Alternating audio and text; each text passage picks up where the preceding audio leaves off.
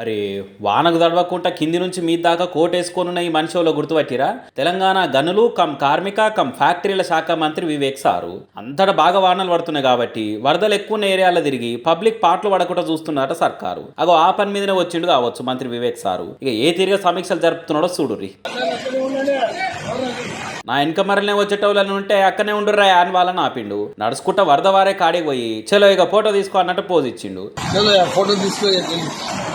Sir photo కొట్టమనడానికి కెమెరాలు పట్టుకున్న వాళ్ళు పరుగులు పెట్టిరు. ఇక వాళ్ళ తిప్పలేందో వాళ్ళు పడుతుంటే